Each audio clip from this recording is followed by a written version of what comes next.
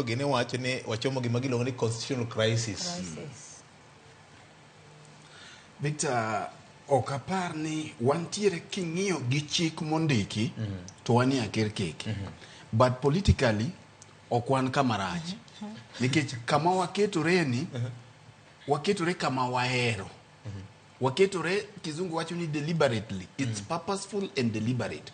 Atimo muskum keto kama nikech kaka da kete gi dholuo tama. Tiende ni en gima okete gi hero. To samo kete gi hero gi ng'eyo ni. Kapo nono kech wachalo joma soko nyang gi kede. To kapo nono nyang dang tem ka gima gar matin. Tibiro neno ka Azimio gi Kenya Kwanza close rank. Kadipo ni gino nyalo bedo gima uko gi.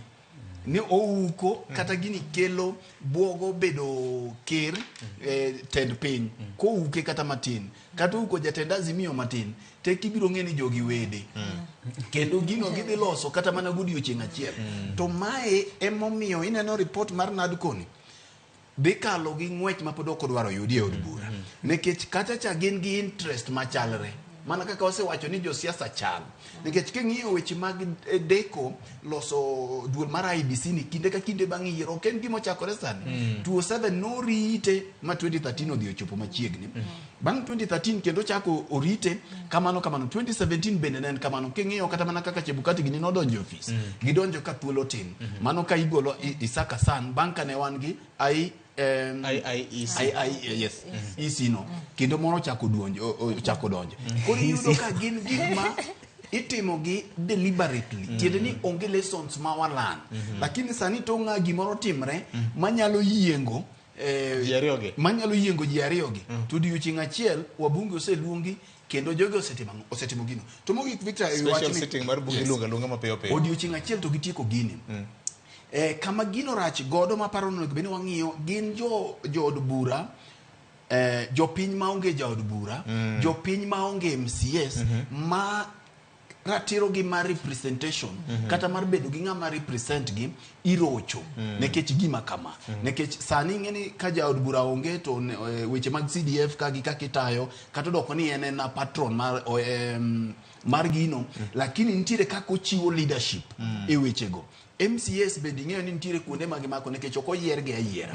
Koro magi e jok mainyore kuom sechegi. Naneno ka e obok ma kawuono wachore ni nitiere chik moro mi ibi chwali od bura motion gi Ministry mar Interior ma wacho ni koro servers mane ni loka ka. Koro ka ji dhi e yiero to koro ibi ketgi ka pacho ka. Kadwa wacho kama Victor kendo se wacho ka mokalo. Wacho ka yiero mokalo biro.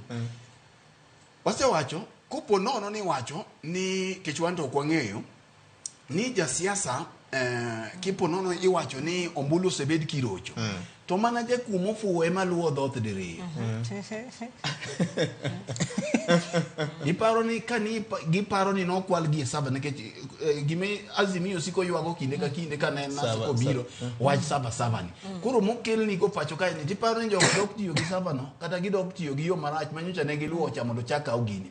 Aparo ni mai yiero mwachomo ni onego wabede yiero ma 2027 obede yiero moko winjo ywak mar sava. Obede yiero magik moko ochomo yo minyalo losgi to gi sami loso gi e dakika mogik ni ema koro chiwo thuolo mar rochruok. Ema koro chiwo thuolo nekech ng'eni register onego bene luoko. Weche mag boundary delimitation kiwe kata luoko register Victor. Achiel kuom functions mag IBC tiende ni wacho ni gibedo gi gimiluongo ni continuous voter registration. Nitiere jok ma samoro ka mjumbe gi kuom awi maracho nindo sani to nitiere jok ma Banisa constituency onge gi MP sani. Onge gi MP. Kakamega county nitiere MCA moro mane otho ndalo moko. Poko timo by election.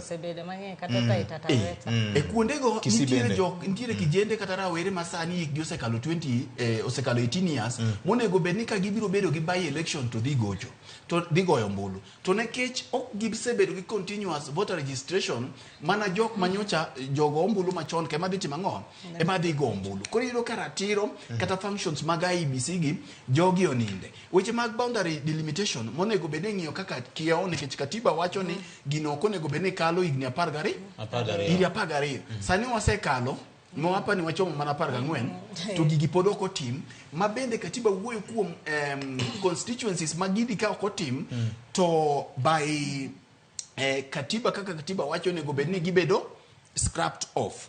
Magi gin gik mabiro miyowa makati neno ka josiasa temo kikelo okil mar ODM obiro kete kaka ODM nene, kikelo okil mar Azimio obiro kete kaka Azimio nene. Magi momi neno gigi chakringo madogie do onyange onyange mane momiyo Ken nowacho wach moro mangima ni wana kinde dwaro mar chik maduong' mar pend chik katiba gi chal mar siasa mar piny mana kike makama wantiere. Koro chal mar siasa mar piny ni mineno ka koro dong' e lwet ji ariyo gi kuom sani. Emo mineno Lipot cha nikech interest gin tiere Victor.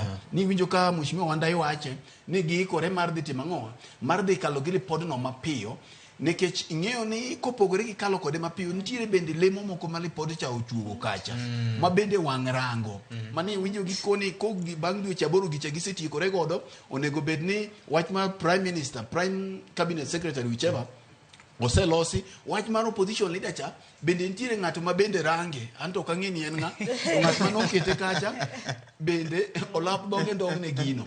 Koro king'iyo to gi siasa mag Azimio gi bende ni e iye ka gi siasa mag Azimio kia kata keche nitiere toke makacha kata ibiro duoge kata tiekra kode chuo ok ang'eyo weya moten.